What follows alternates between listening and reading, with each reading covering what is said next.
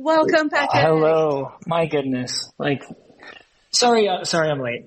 The fine gents at Immutable were distracting me. All good. I'm guessing that was a good reason. Yes. So actually, we're just about to kick off, so you're just in time to introduce yourself and take it away, basically. Ooh, introduce myself. All right. Well, Patrick McGrath, CEO and co-founder of Moonlit Games. So I have a background in free-to-play Web 2 mobile gaming. Been in the space a bit, not necessarily as a builder in crypto, but certainly as an enthusiast of what smart contracts could do since about 2016, 2017. And was just kind of waiting for the right time where these two things were going to merge, because really looking at certain genres of games and the technology, it just made too much sense once adoption hit a critical mass. So that's like the 30-second who I am, why we're here, and what we're doing. Not bad. Awesome. Yeah, so Patrick, do you want to take it away with the questions, Joe? Stage is yours. Yeah, you guys, I'm assuming, already introed yourselves. I'm just like the missing link here. No, not quite. At least, well, to me, at least I haven't. Okay. Yeah, sweet. So I can do that now. So, the Sprawl, kind of how we like to call ourselves is the American dream. On the blockchain, I think that kind of gets the right feeling on people's heads of what we're trying to do. And just like you, we come from Web 2 as well. And so BlackBlock, has been developing, kind of normal games also on mobile, just like you, for several years. And then kind of in the last year, we kind of transitioned into Web 3, and we're taking a lot of the ideas that we're already trying to build in Web 2, except that we realize that Web3 just makes everything better and just everything much easier, because a lot of the things that Web3 really has to offer, like tokenization and then kind of owning assets and the issue of governance as well, which is quite important to us. We're already trying to do that in Web2. And so now, with blockchain, it just makes it way easier. And so, and what we're building is basically a Web3 sandbox city game where it's community owned. And so there's kind of several districts within the game, and then people can have their own buildings, their own NFTs. You can have jobs. You drive around doing the jobs. You kind of progress in your career. And then based on your governance, you can decide what to do with your community. And that's basically the game in a nutshell. Has a very broad overview. And about myself, I'm Desai. I'm called Tiago in real life. I've always been very enthusiastic about games since I was a little kid. And I kind of started to get interested in blockchain in 2017, but nothing too serious. And back then I was already doing community management, so I'm the community kind of leads, and I do everything marketing related for the Sprawl. So back then I was already doing that, but in Web 2. Then a few years later I transitioned to Web 3, and then last year I started working for BlackBlock, and BlackBlock is a studio that is producing the Sprawl. And so that's it for introduction. Awesome. Well, definitely nice to meet you, Desai. So likewise. Getting back to kind of the jump from Web 2 to Web 3, and I don't know, you could talk personally or more or less on the Sprawl itself, but actually let's just do both. But what is kind of the inspiration for you to get into Web3? I think you touched on a couple of these factors. But really for the Sprawl, because looking at the game itself, I think that there's some pretty cool things that you guys are doing, leveraging blockchain, but where did this come about? Was someone playing The Sims? And they're like, hey, why don't I, do this with my friends, own a block, start building out, the city itself, but I'll leave it to you. Like, where did that come from? Right. So this actually comes from Paul, which is kind of one of the founders, and he always this is kind of like his idea, his baby, so to speak, and he always liked just like you're saying, kind of a Sims-like game, right? Which is like things that simulate real life. Because, we're human and that's what humans do, right? Humans have jobs and then they have careers and they progress, and then decide on stuff and they have friends and obviously not everyone, but, a lot of people also then get kind of politically involved, right? Like you want to decide what's going on in your community, in your city, in your country, right? You vote. And so the idea is to kind of, all of that can be replicated in like a fantasy-like world, right? So that's idea number one, which is like just making a replica of real life and doing, having the typical progression of everything that happens in real life, but just in a video game instead. And then the connection with Web3 is precisely because of what I was saying earlier, which is like all these things that we've been trying to do, like, for example, of governance, like that's just built in by default on Web3, right? Because on Web2, you have to build very hard in order to try to make these things, and you kind of ended up doing it badly at the end of it. So it's just really a very natural and high affinity to the features that blockchain technology has to offer, right? So it's like, if you have a token and you distribute that token and that token is a governance token, then that's all there is to it. Like, because the technology is already there. You don't have to just build it from the ground up. And because we're so passionate about these topics and about decentralization and ownership, it was really just a right move for us. Cool. I mean, it was very well said about kind of the nature of people wanting to kind of create and grow and govern, the world around them, but doing it digitally. As an American, I'm not quite sure, like the current American dream lines up with that, but, every time I do say that, like, I also, I like the slogan, but also at the same time, I kind of like cringe a little bit because I kind of predict that type of reaction. Yeah. But let's say the idealized dream. Yeah. Maybe that's more realistic. The 1980s American. Right.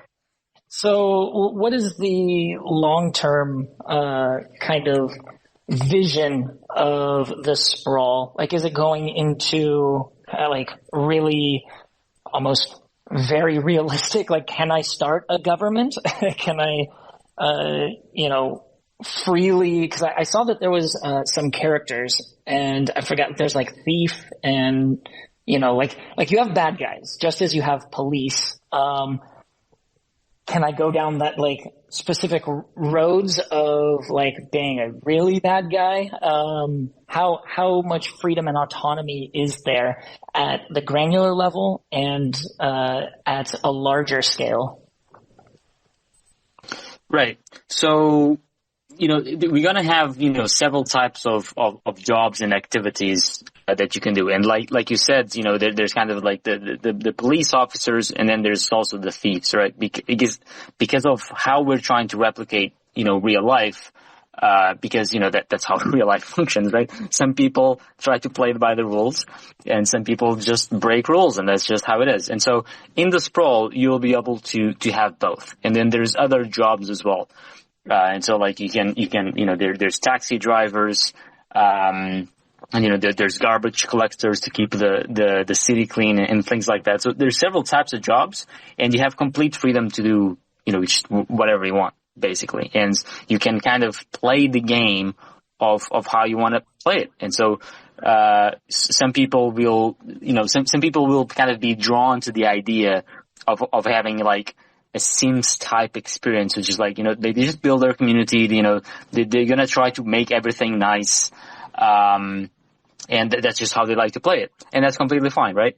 And then there's going to be people which are like, well, I just want to, bring some havoc to everyone, right? And they just want to steal or do whatever they want. And they have that freedom. And then it's also up to the players of kind of through their own governance, for them to kind of make one or the other more, easier within their community for that to happen, right? So for example, you can make it so that, if there's more police, then, that will translate into, how easy it is, to get caught, for example, and things of that nature. And also related to kind of the Sims aspect of like building your community, the freedom that you have, is quite high. For example, all the buildings, for example, are completely demolished. You can demolish them completely and kind of rebuild something. And kind of how we envision this in the long term is because there's so much of that freedom is that eventually people will start aggregate by kind of the values that they have, and then the districts will actually appear quite different, right? Because some people will want like very green spaces and everything looking super nice, and then for that you need really high taxes. But then for another district, maybe they value more kind of like autonomy and kind of like has a more libertarian bent, where perhaps there's not so much of these things. But you can earn a higher income, right? And so these are just some examples of freedom. But obviously there's kind of some restriction of kind of like what the game has to offer. So it's not like you can do a job that doesn't exist. So there's kind of going to be a selection at first, and maybe we'll increase this over time. Like this is still quite early in the project, so everything is kind of open to change and open to progress. But this is kind of like our overall vision. So there's a lot of freedom of what you can do, and we kind of start with a few categories that you can choose from.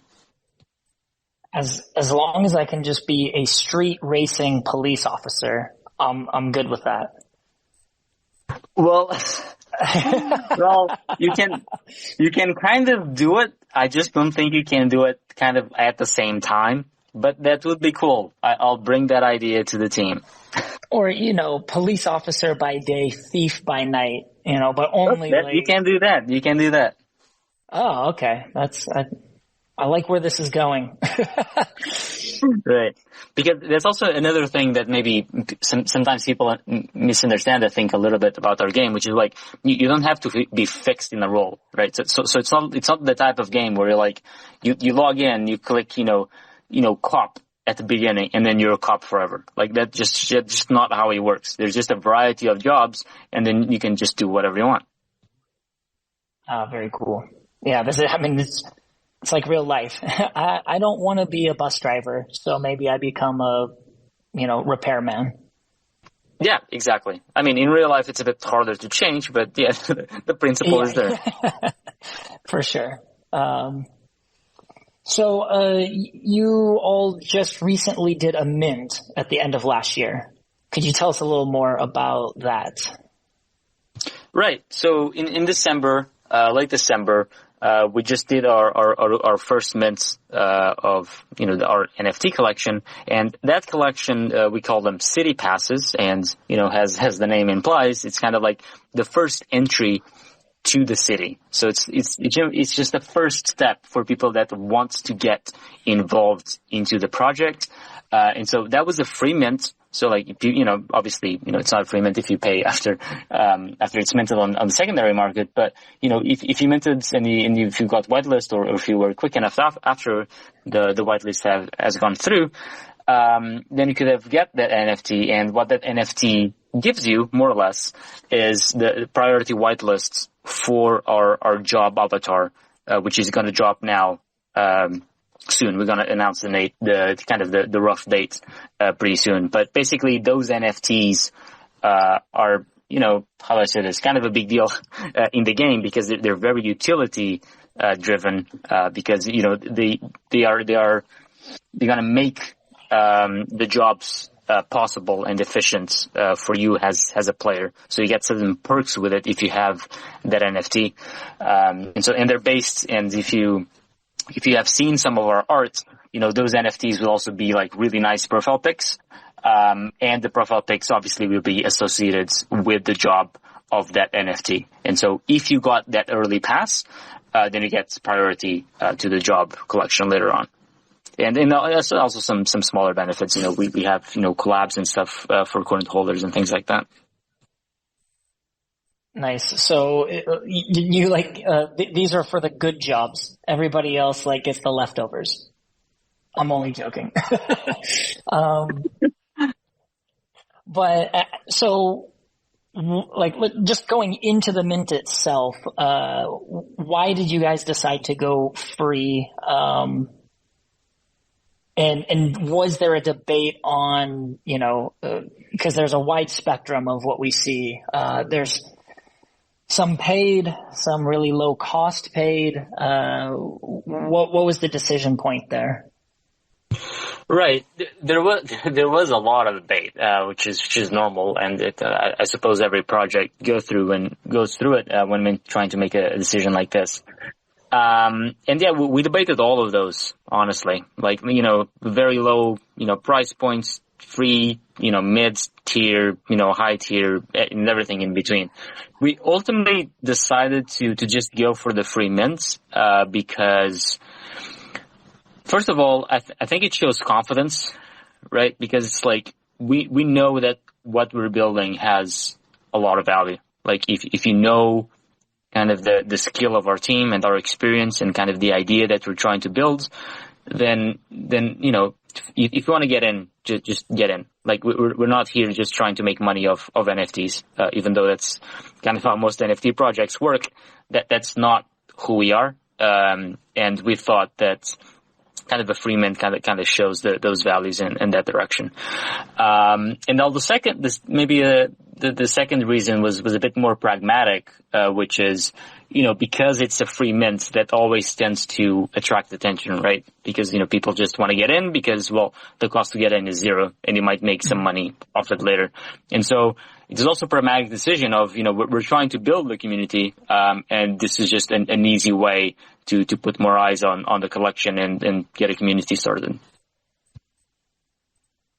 Interesting. What do you think the pros and cons are for, from a community standpoint, especially as the community manager, of doing a free versus paid? Because one of the things that I've seen just historically is this gigantic scale of users coming into your community, and at the same time, you look a week, 2 weeks, 3 weeks later, and, the majority of them have left. Right. So, well, yeah, that's, you nailed it. That's exactly what happens. And that happened to us. It's happening now.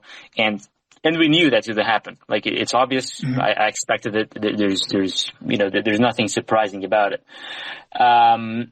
And well, it's not the best thing in the world, but also if you just see it as part of the plan, then it's fine, because it's just a decision that you have to make, which is you have this trade-off, which is you're going to have a collection that's easier to market, right? If you say, oh, I'm doing a free mint, and then not only if you're doing a free mint, but if you're doing a free mint and people know that the project has value, then, it's just very interested. It's very easy, to get people interested and to eventually, join your Discord and eventually sign up for a whitelist or something like that.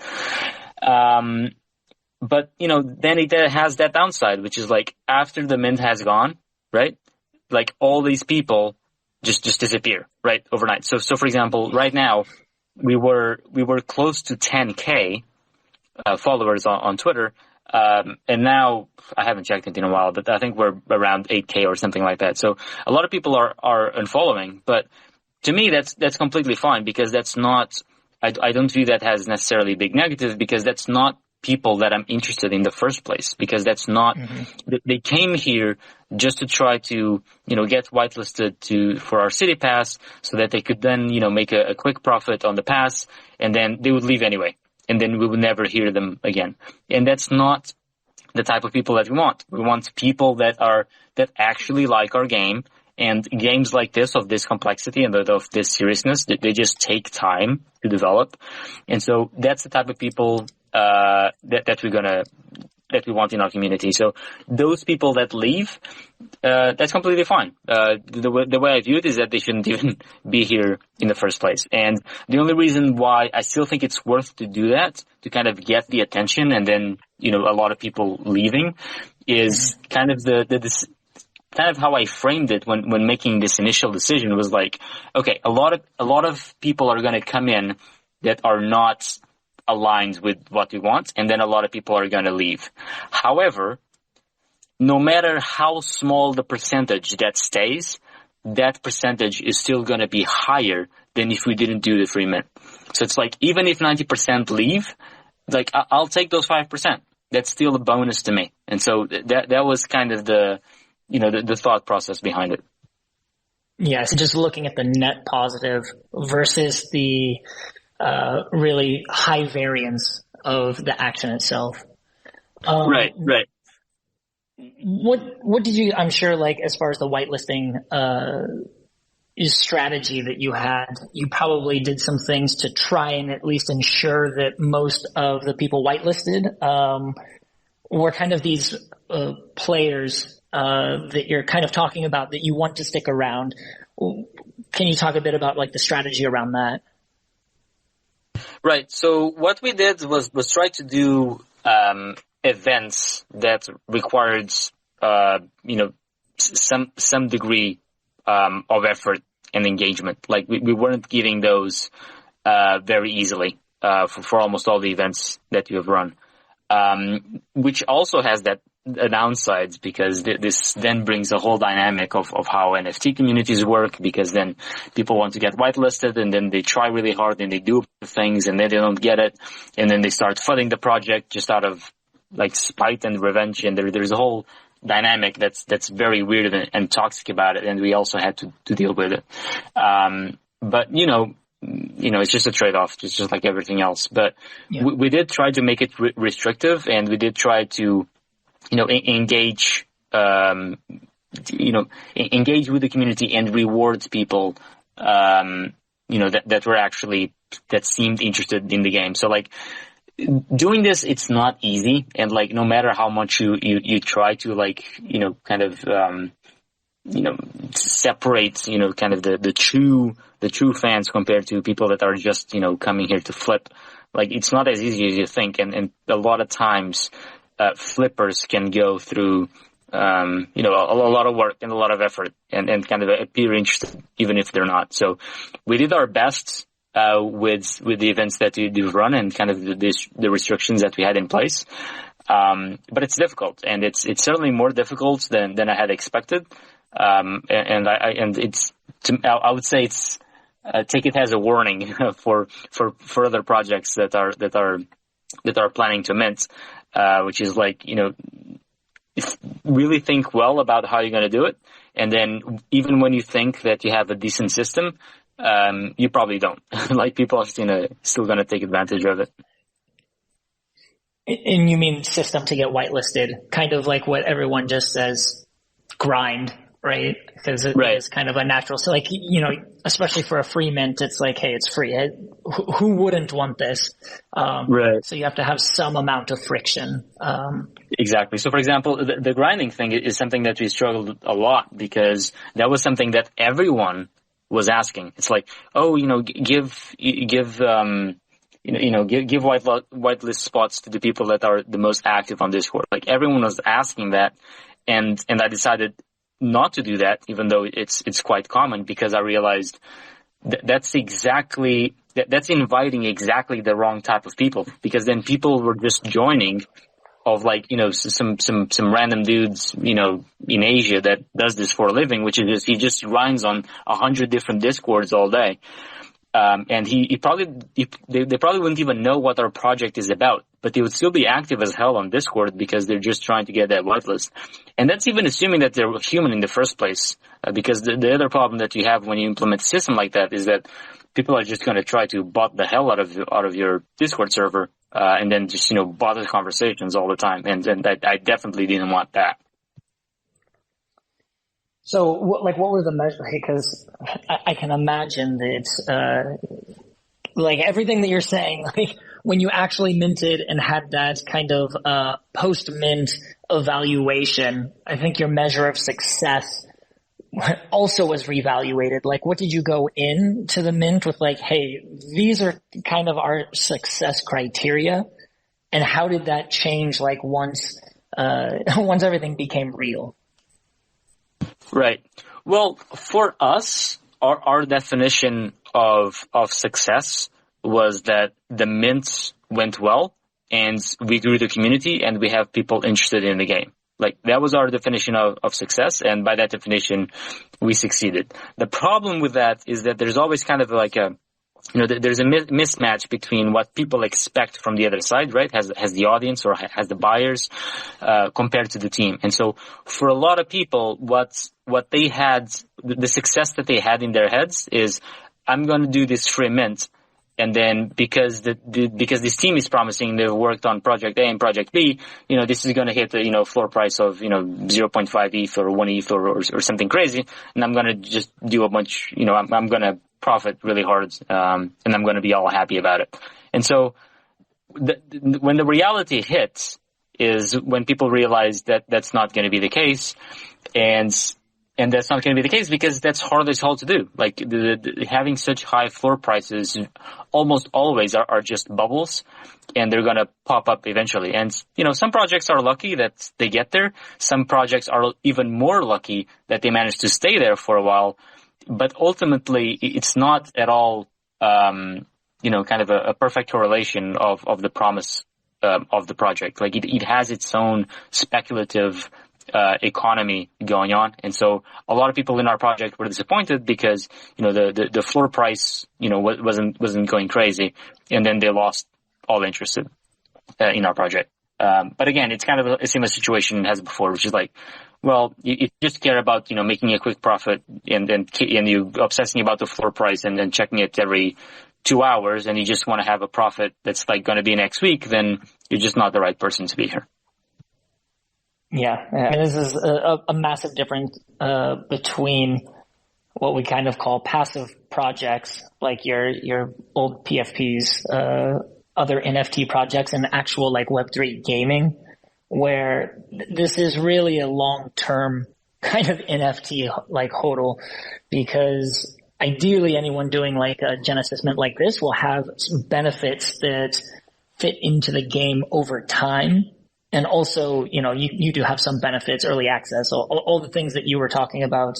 So it really does take a very different mindset. And at least just speaking from our standpoint, one thing that's important is, we need these game players because we want to have a kind of a build of the game that is early access to our first holders, right? And so in order to get that feedback, you need or want a lot of gamers. And so this is something that we're just kind of going over with amongst ourselves, just to kind of throw that out there. And it's really interesting to hear how you guys process this.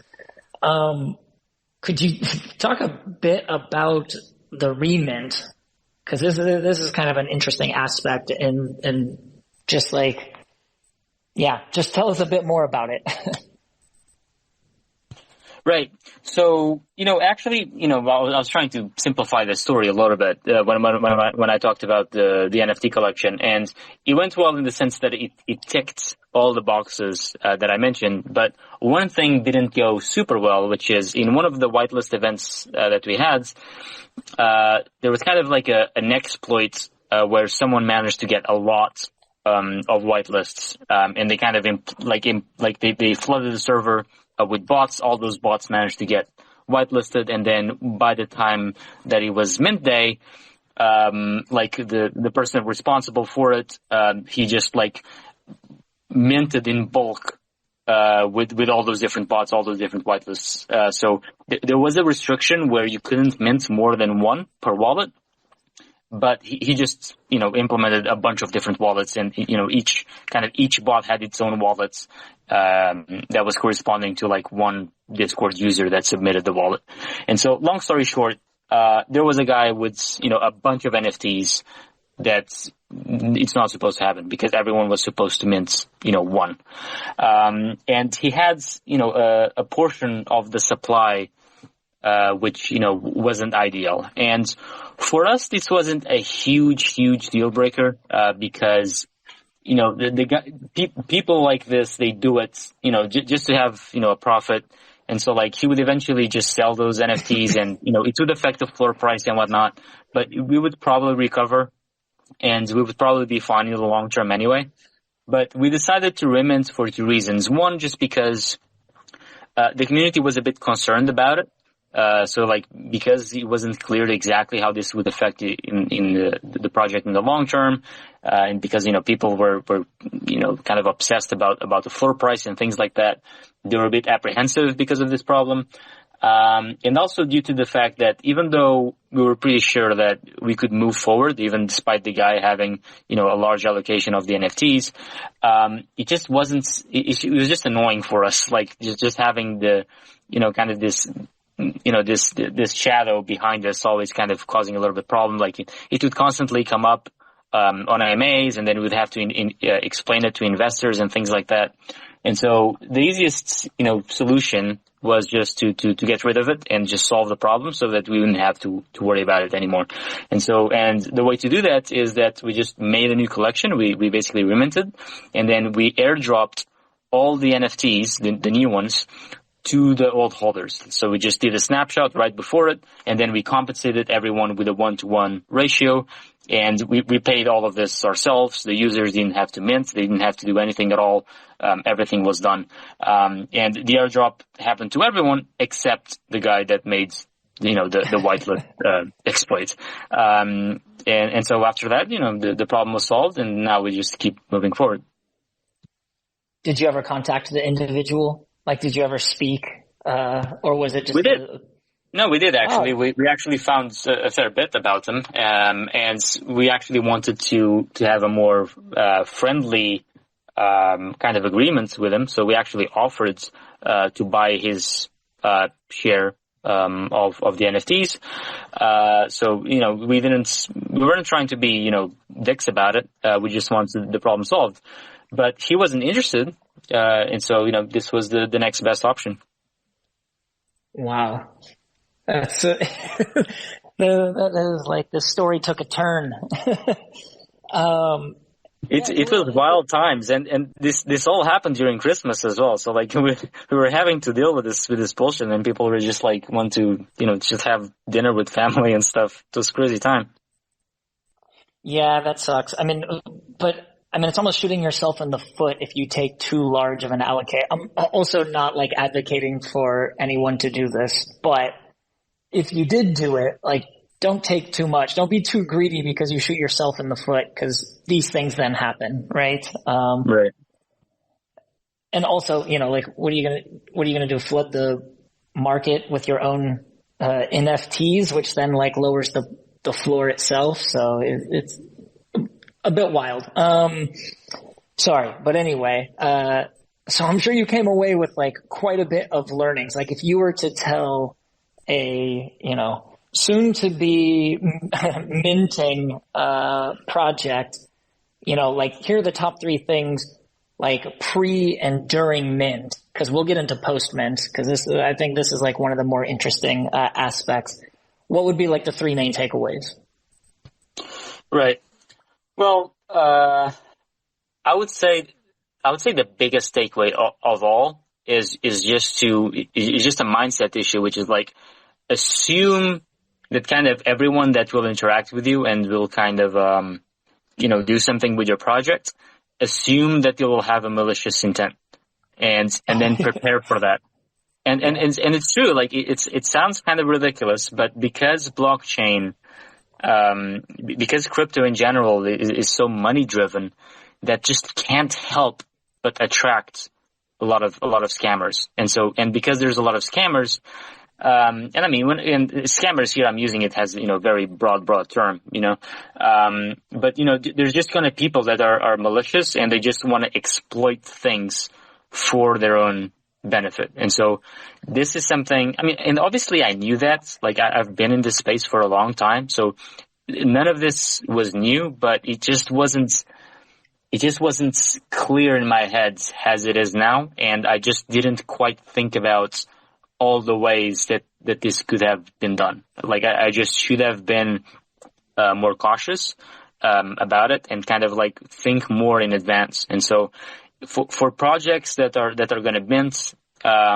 just try to think of like the worst case scenario and try to put yourself in the shoes of like, okay, if you were super malicious and you just wanted to profit regardless of how unethical it is, how would you do it? And can you do it? And then prepare for that. Nice. So that would just be like 1, 2, and 3. Yeah, basically. If you want, yeah. So like, if you want, you can like, I would say this is the overall topic, but I suppose you can kind of divide it into kind of like subtasks, I suppose. So for example, one thing that's maybe a bit more pragmatic is kind of like Discord security, for example. It also, don't underrate it.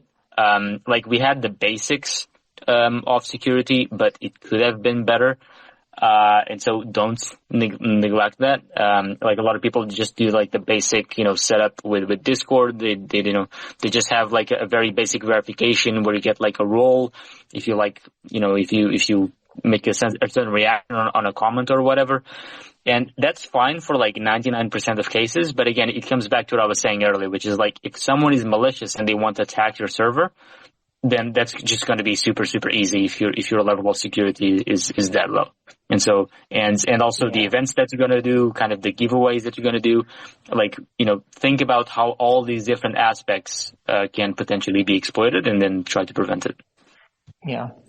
And also there's a bit of the kind of bias of ratios. It's really like one bad apple, spoils the bunch is the old saying, but, to approach it as like, hey, everyone's after it, like just kind of helps you prevent that one that ruins it for everyone, like you guys experienced. Right. So, okay, that's like before and during. Now you talked a bit about after, like the fluctuation of the ups and downs. Did you have any, perceived fluctuations from even the people that you wanted to get in there? Like, so the gamers and the people that were following the project, what was their initial feedback after and maybe even a couple weeks after the mint? Generally speaking, no. Like, generally speaking, the people that we do want to attract, and they're like, they're gamers or they're actually really interested in what we're building. Generally speaking, they're very positive. They're still super excited, and the overall sentiment is just very good. The only kind of exception to that is something that you have alluded earlier, which is just game development just takes time, and that is something that's very different from the typical Web3 and even more specifically the NFT space, which is time just speeds up, right? It's like one day. In crypto Twitter or whatever, it's like 1 week or 1 month, in real life. Like time just speeds up like crazy, and you notice that right away when you first start getting into this industry. And so everything is so fast paced, but then game development is exactly the opposite. Game development, especially if you're developing something, fairly complex, it just takes a long time. And so naturally there's going to be quite a friction between those two things because, they're just opposite. And so a lot of times, there's people that are legitimately interested, in our game, but they just have really unrealistic expectations of how things can move forward. Like, for example, there was people that like the day after we minted, they were like, okay, when are you going to release the game? Like next week? And like, this was like end of December. And so I would say that's the only thing that kind of comes up within the community that we want of gamers, is that sometimes they just don't understand how hard it is and how long it takes. But overall, I would say that the sentiment is just very, very good. So when will players be able to at least like get into an early build, early playable? Depending on it, my background is mobile gaming, so there's like technical launch and soft launch, but more console and PC is like pre-alpha, alpha, pre-beta, or closed beta, open beta. Where are you guys at on the roadmap, and when will players be able to, experience the Sprawl? Right. So we're actually going to have kind of, just like you alluded to, there's going to be several degrees of launch per se, and obviously, our holders will be able to experience that first. We don't have a very fixed date yet because we want to make sure that it's right. But we're going to release kind of a roadmap fairly soon. But so far, we don't have just a precise date. Oh, way to sidestep the question. I'm sorry. No. I mean, look, it's, at the end of the day, it's better to have something good that at least players can play and it's not crashing all the time, rather than to speed up the process.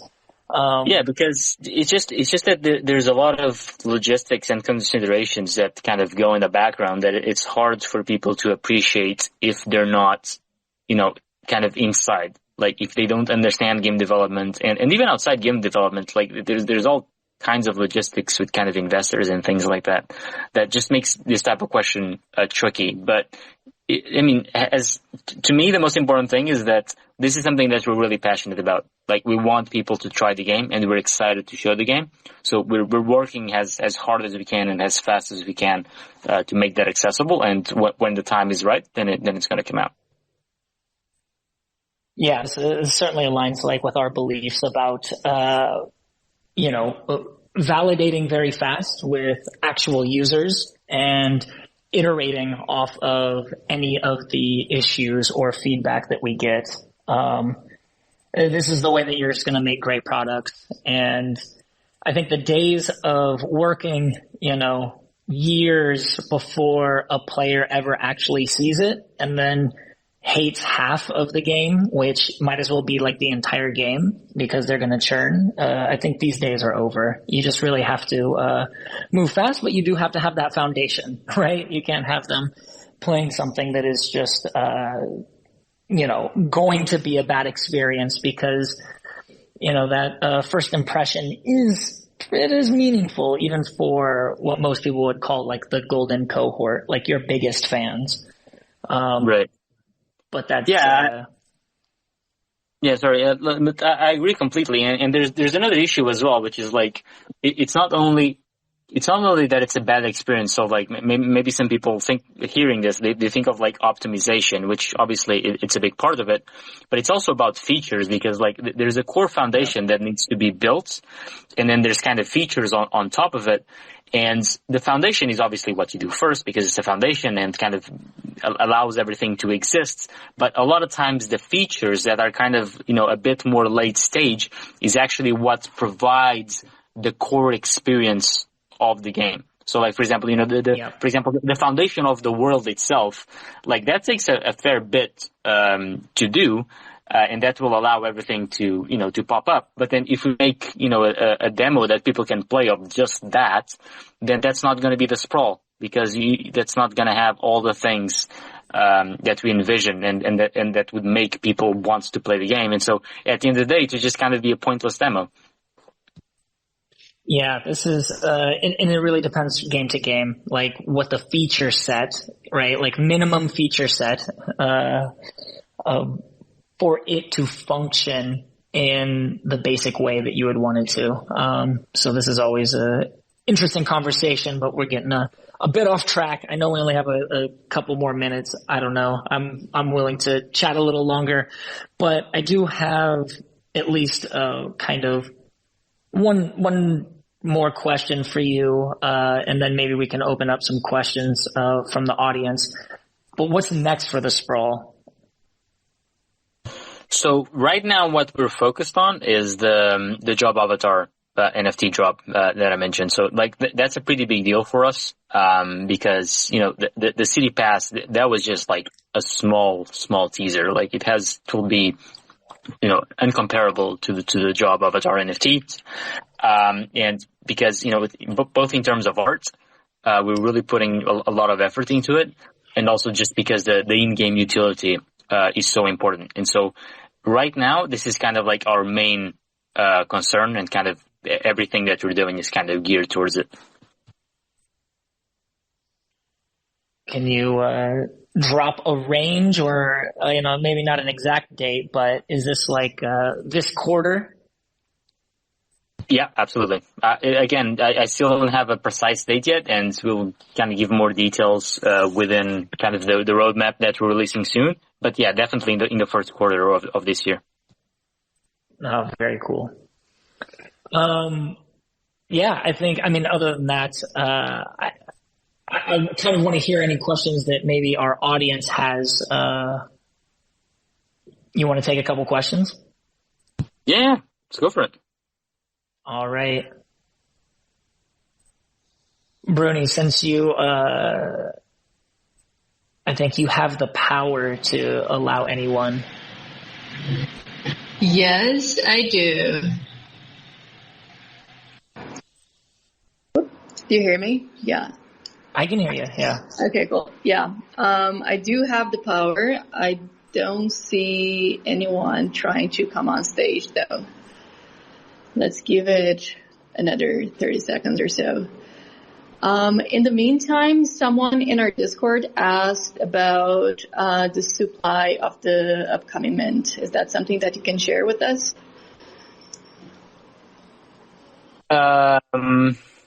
Sort of. So like, actually we made a change on this. So I'm actually going to drop an alpha here because this is the first time we make this public. So the supply was originally intended to be the same supply as the city NFTs, but we're actually going to make it slightly larger. We're going to announce exactly how much very soon, but at least it kind of gives a sense of the supply. And this is actually the first time that we're sharing this. Ooh, the hot news here. You heard it here first. We love a good alpha. Awesome. Nice. Yeah, I don't see anyone trying to come on. That's okay. People are shy. Yeah, people are shy. Yeah. Then maybe I don't know. Maybe you want to end early, or I got like a couple more just like non-mint questions. Right. Actually, if I could do something, what I would love you to do is to actually kind of pitch your own project a little bit, because since I'm here, I'm sure that there's some Sprawl members here, so pitch them on why you're amazing. They might check your project out as well. Definitely. Thank you for asking. Yeah, so we are currently in development of our first game, first Web3 game called Rogue Nation. It is a roguelike ARPG. So what does that mean? Usually there's two factors that kind of make things a roguelike, and that's procedurally generated dungeons. So every level that you go into is new and fresh, literally, statistically, like you generally will never see the same one again. So we have like a lot of fun mechanics that we're adding to that blockchain helps with. So what you do is you take this character into these dungeons, and there's what's called permadeath. Like, don't get too worried, like you don't lose your NFT, but once you die, the run stops, and when you go back into the level, it is new with new enemies. So that's what a roguelike is. If you think of Hades, this is a great example. So imagine a Web3 version of Hades that is free to play. That would be like the elevator pitch. I think we have some really cool systems that we call DNA, so deeds and achievements. Imagine Excalibur coming from the blacksmith. And sorry for anyone that's heard this for like the millionth time. But it wasn't Excalibur yet, right? It was just a really nice sword, right? Gold hilt, made out of fine metals. But sure, it's just a sword, and luckily the sword went to the king. Depending on which legend you read, Sword in the Stone, Lady of the Lake, regardless, King Arthur gets this sword. He wins many battles. Knights of the Round Table, different ones are borrowing it for certain adventures. Lancelot takes it. Merlin's blessing it with magic, but at the end of the day, it becomes Excalibur through its historical, lived kind of deeds and achievements that it created. And so through Blockchain Ledger, we now can create, of course, a linear path towards progression, but we can spin a bit of emergent progression through this DNA system. So you can get a very nice sword. It could be a legendary sword, but it's not Excalibur yet. You have to go use that sword. You have to go slay those dragons, those trolls, whatever, right? And so both the character and the weapons will be having this lived experience, and you can have very powerful items and weapons and very rare things, but ultimately taking them into the game is where you will like superpower them. So right. That's it. Yeah.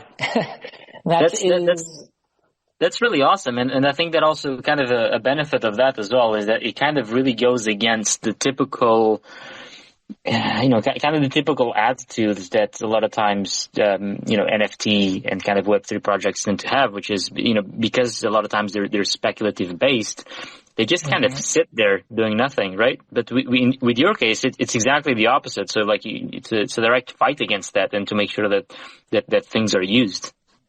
Exactly. So, I mean, there will absolutely be an intrinsic value towards a very rare, powerful weapon, but it will never have the full potential that it would on the market unless it had this very rich DNA that allows it to be even more powerful, because, you're just getting something with a clean slate, where, as a powerful player, maybe you can go and start farming some of these attributes for weapons. I think just from like a motivational standpoint, we're really trying to hit a number of player motivations. So Quantic Foundry has done a lot of research on 12 motivations of gamers. And this is something that we really started to look at and break down not just our game, but like the industry, like what kind of people want to do what things, and start to integrate that stuff, because I wouldn't say like, hey, speculators are terrible, can't have them. They actually do have a very good purpose for market making, because you don't want wild fluctuations happening. And so the more people there that are kind of watching arbitrage opportunities, like the lower that fluctuation gets. So it's not like, hey, screw speculators, but we're making a video game, right? You should be playing the video game. Right. And this is something that like we feel really strongly about. And ideally, like, we think that we're actually going to convert a lot of Web2 individuals, because we are doing mobile and cross-platform. So you'll be able to play this on quite a number of devices. And this is just going to give us the widest net to cast and get a lot of users to kind of adopt crypto the same way that a lot of people jumped into crypto through Reddit NFTs that aren't even called NFTs. They're unique avatars, right? Right. You don't even have a wallet. It's a vault, right? They just renamed everything so it sounds friendlier. And so this is something that we think is kind of a problem with the market as is, because of course we love the crypto native community. Like, we actually look at ourselves a bit like that. Of course, we're not like old school Bitcoin maxis from 2010, but we've been there for a little while.